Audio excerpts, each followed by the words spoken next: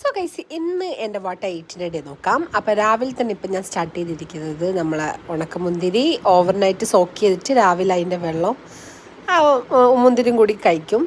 അതിപ്പോൾ സ്റ്റാർട്ട് ചെയ്തിട്ടുണ്ട്. എന്തെങ്കിലും മാറ്റം ഉണ്ടോ ഞാൻ പറയാം. ബ്രേക്ക്ഫാസ്റ്റിന് ഇഡലി, പിന്നെ ഒരു മുട്ട എടുത്തിട്ടുണ്ട്, ചട്നി ആൻഡ് സാമ്പാറായിരുന്നു. അപ്പോൾ ഇഡ്ഡലി എനിക്ക് കുറച്ച് ഇഷ്ടമുള്ളൊരു ബ്രേക്ക്ഫാസ്റ്റാണ്. അതുകൊണ്ടൊരു 3-4 നമുക്ക് കഴിക്കാം അല്ലേ.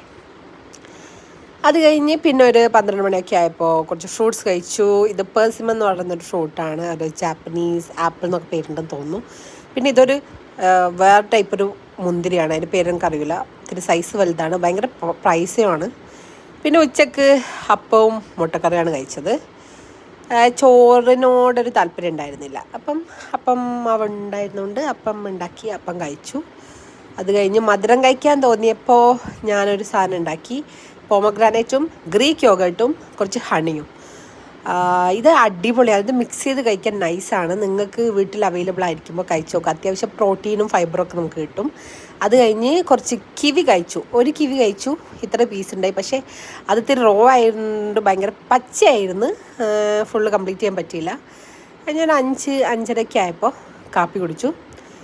കാപ്പി ഞാൻ ടെറസ് പോയി കുടിക്കാനാണ് ഈ സ്റ്റെപ്പ് കയറിക്കൊണ്ടിരിക്കുന്നത്. അത് കഴിഞ്ഞ് ഡിന്നറിന് ചപ്പാത്തി, പയറ് കറി, പിന്നെ ചെമ്മീൻ കൊഞ്ചൻ.